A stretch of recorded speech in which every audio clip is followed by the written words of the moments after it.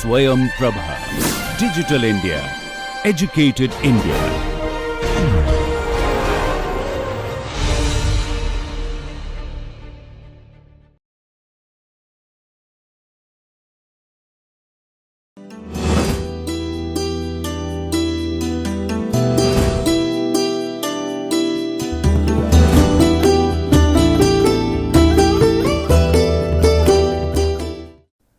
Hello everybody, welcome back to this class on ESD, and last class we were discussing about ESD, its role in technical and vocational education and training. So, today we will just continue with that. So, that is we were talking about the green jobs, green skills, all kinds of things. So, green jobs are not confined actually to the new green sector such as renewable energy or agriculture, but green jobs means what is the minimum carbon footprints. So, a global study on the skills for the green jobs actually conducted by ILO, International Labour Organizations. So, covering 20 countries, represent 60% of the world population, indicates that sweeping changes will take place in the skills profile in the existing occupation, and especially in post pandemic, and these online platforms and virtual workplace. So, the importance of the green jobs and the green skills have been enhanced like anything. So, we have to focus on more on the green jobs, green skills, green competencies, and how to prepare our manpower, our human resource in that line, and again to create more green jobs, also employment, to regenerate new employments which carry the minimum carbon footprint, minimum pollution, minimum disturbance to the ecosystem. So, let us talk about the requirements.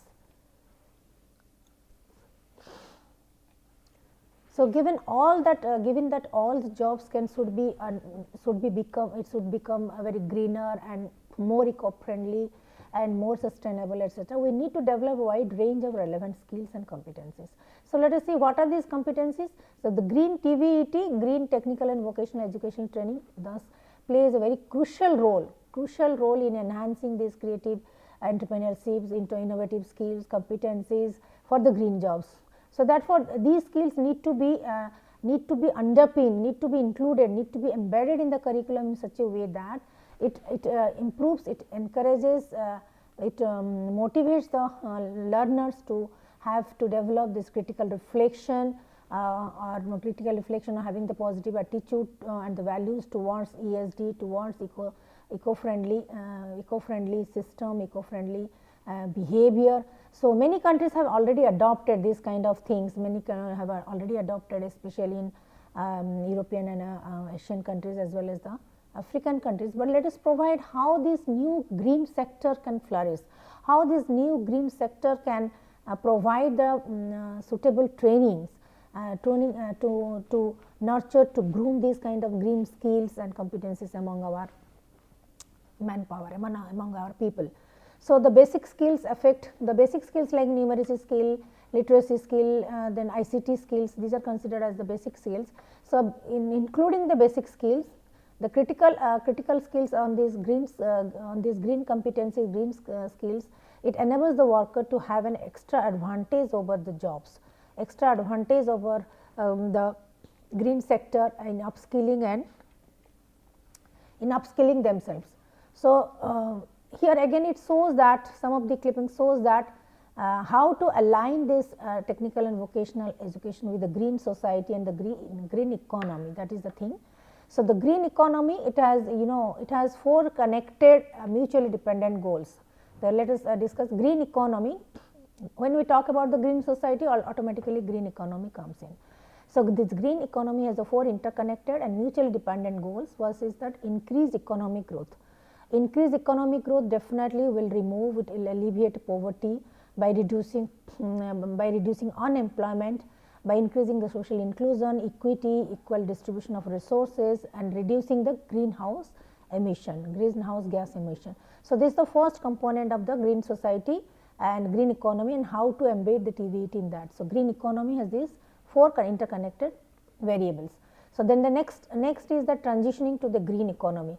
It is more of a planning, it's more of a long term strategy for the sustainable development than just for the short term purpose or than just for the poverty alleviation, etc., but it has the long term planning, long term strategy, long term purpose. So, now like for example, in our government all these 5-year plans, all these planning commissions, new schemes and strategies, government's new schemes and strategies are actually a part of this kind of thing, how to transition, how to bring transition to a green economy from the present state of affairs to respond to the global crisis, to the global crisis like the economic slowdown, unemployment or poverty alleviation, or creating more jobs for the and developing the skilled manpower, all kind of these are the global challenges, global crisis.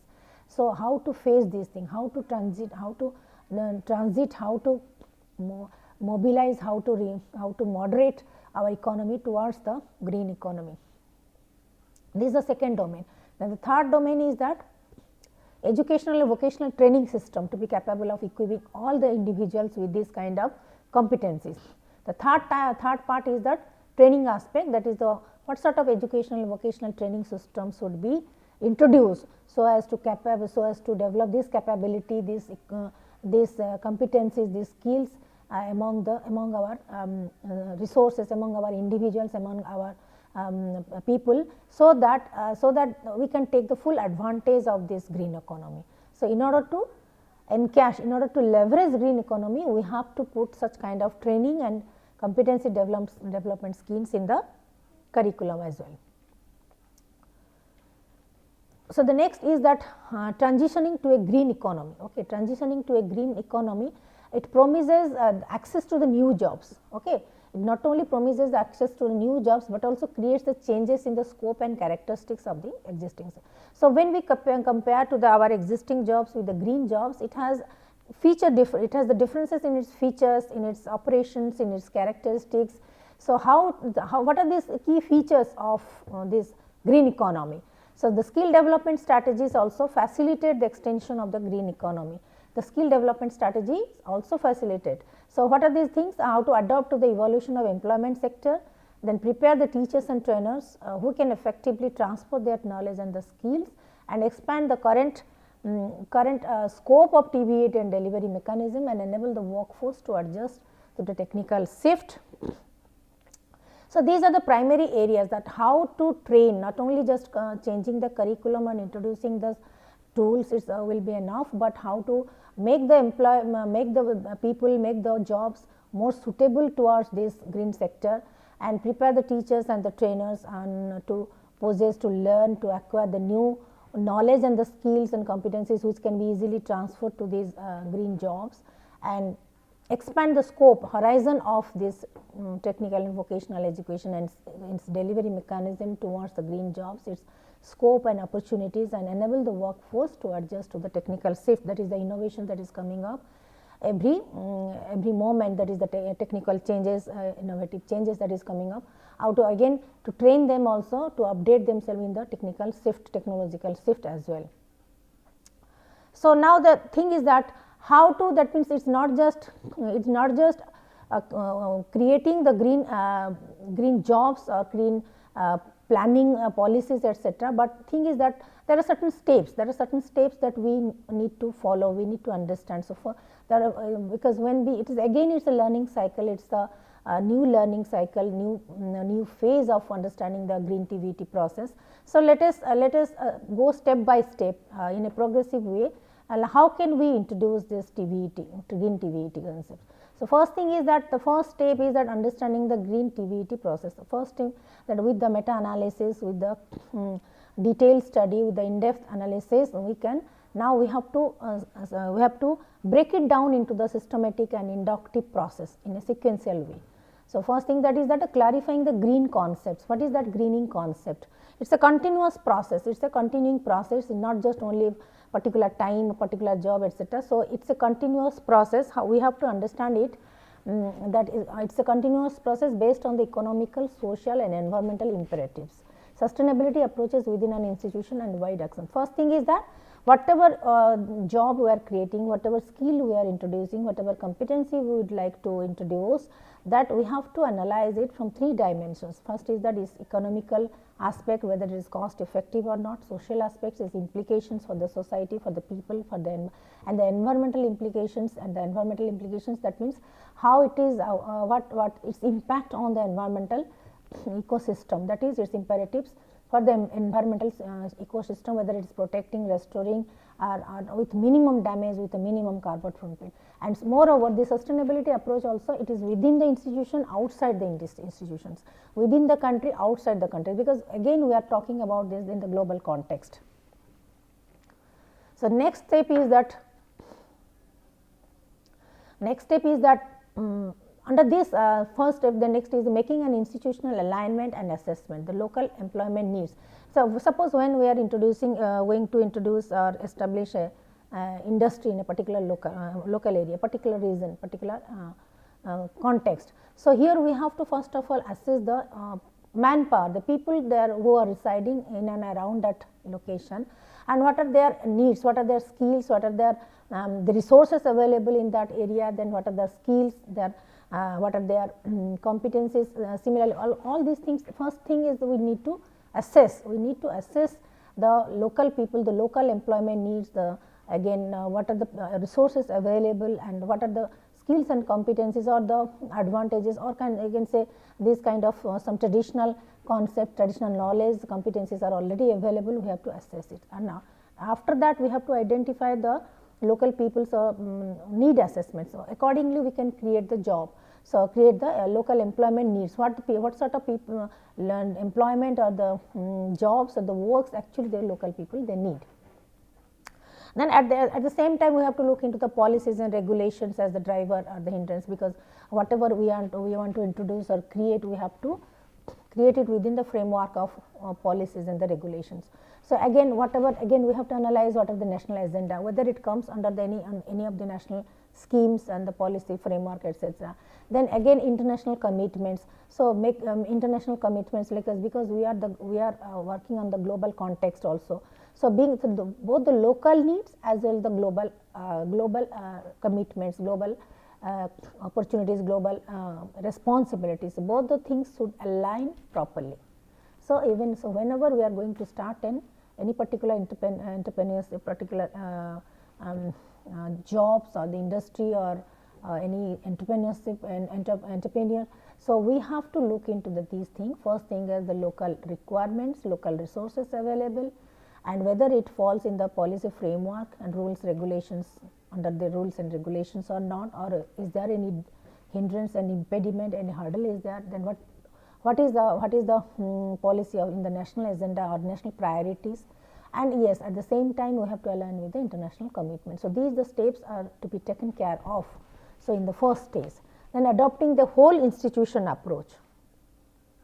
The whole institution approach is that taking to the totality, that means the holistic development, the harmonious development in all aspects. It is not just about creating the new jobs or manufacturing or product or any or just training the human resource. It is not just one aspect, but focusing on all the aspects, that is adopting a whole institution approach.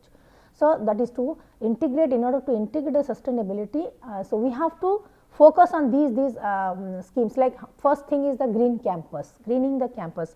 So, how to make this ecosystem, the environment as green as possible with more plantation, more that means waste management policies, etc. Greening the campus first, then greening the curriculum and training. Thereafter, how to design the curriculum, so which will be which will be more on the software basis, on the that means which would create minimum carbon footprint, and also online training, all these kinds of online curriculums, MOOC courses, all kinds of things, e-courses, online courses. How can we enrich our audience, enrich our people with immense literature, immense training material, immense tools, etc., but with minimum carbon footprint. That is the greening the curriculum and training course.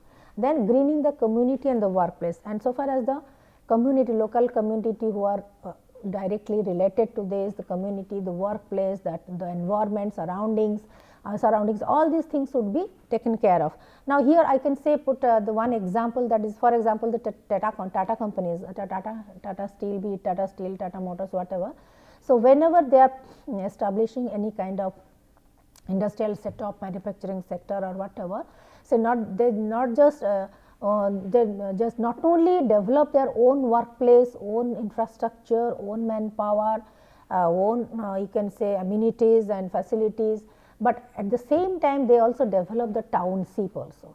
So, that is the developing the township with other kinds of facilities like health facilities, education facilities, even shopping facilities, even you know exercise and you can say gymkhana and exercise facilities, entertainment thing. So, they look into the all round aspects of the human development. So, that is the greening the community in the workplace, is not just focusing on the workplace, developing our workplace and the area that we are working within, but outside this workplace, that is the total township, total village or total area that we cover. Again, greening the research, again simultaneously we have to update ourselves with the research and development from time to time, because research is an ongoing process, innovative approach which always enrich and boost our present practices, present competences, present technology. So, the technological development and then the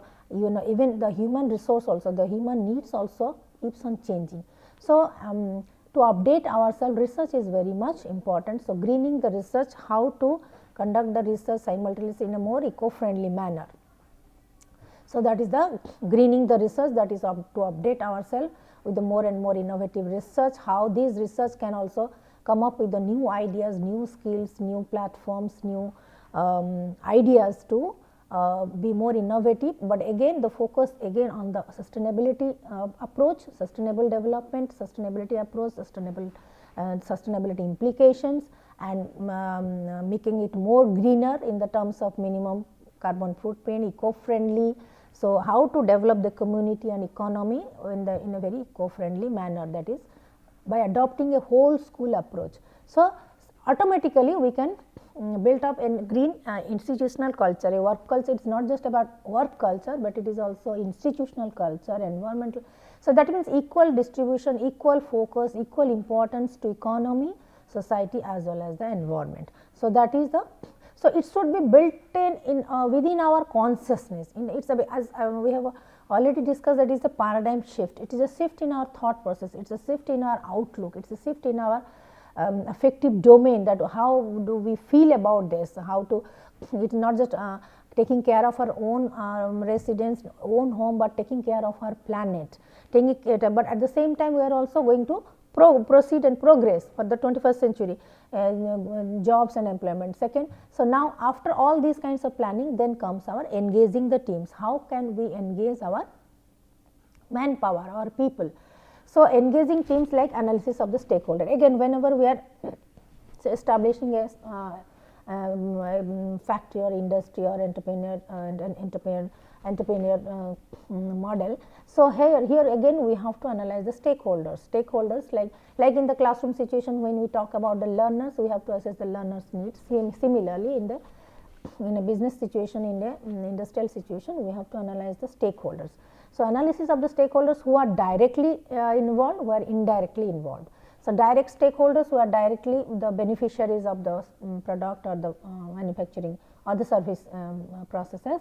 So, analysis of the stakeholders who are the direct stakeholders, who are the indirect stakeholders, who are the customers, who are the consumers, who are the suppliers, who are the investors.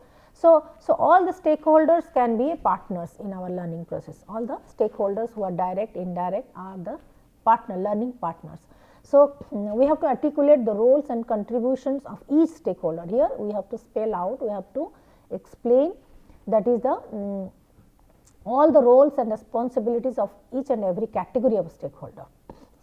So these are the, what are the things, these 5 approaches for the sustainability in the institution, that is the greening the campus, greening the curriculum and training that we have already discussed, then greening the research, greening the community and workplace, greening the institutional culture, that just we have discussed. These are how to explain it, elaborate it, because we have to formally train all our stakeholders. It's not just about just about the discussion only, but in the bulletin only, in the meetings only, but we have to create that awareness with more publicity, with more advocacy through different media and different medium platforms.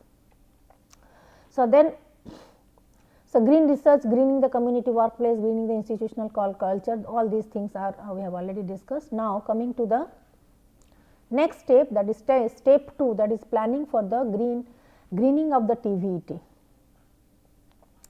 Planning for the greening the TVET, how to make the technical and vocational education actually that means actually green. So, means initially it was the assessment, need assessment and etc. Now, it is the planning for the green. So, raising the awareness and formulating the rationale. So, again when we are going to put it in the formal platform, formal learning platform, then we have to raise that awareness and developing a kind of logic, a rationale, a morality kind of rationale from the economic, social and environmental institutional perspectives. So, why do we want to introduce these things? We have to apprise each and every stakeholder, we have to educate each and every category of stakeholder regarding this, how it is directly and indirectly affecting our economy, our social, our environmental life situations, institutions and cultural perspective also, how it affects all these domains, as well as it has the that it is collected to the globe. It is a collective awareness regarding the global impact, its impact on global impact of these kind of schemes. So, for example, introducing the manufacturing these new cars, new models, new vehicles, automobiles from every day. It's again in the manufacturing sector it's an innovative. Every model is new model, new competition is coming up. Yes, this taking up this manufacturing sector or the vehicle or the automobile sector into the height of its production is okay, but again how to make it eco-friendly, how to make it sustainable. So, here that is you might have observed in the production and manufacturing of automobile sector also, there is a competition that with renewable energy source, like with minimum carbon footprints, with minimum fuel consumption, with minimum carbon emission. So, how these vehicles, automatic vehicles, now the hydrogen vehicles or electric vehicles, and so many competitions are coming. So, again it is also an innovative way of making our manufacturing and the service sector more greener. So, here first thing is that we have to create that awareness by formulating a rationale, a logic, and ethics of values, like for example, how does it directly, indirectly affect to our environment, it has our society, community, our economy, our institution, and as well as the global culture as well. Then thereafter to develop a vision of plan, vision formulating the goal setting. So, like for example, for every entrepreneurship, for every venture, for every startup, we have to have a kind of vision, mission, goals, etc. So, we have to define it clearly. So, developing a plan for the vision, formulating the goal setting, building blocks for the institutional green plan, like the five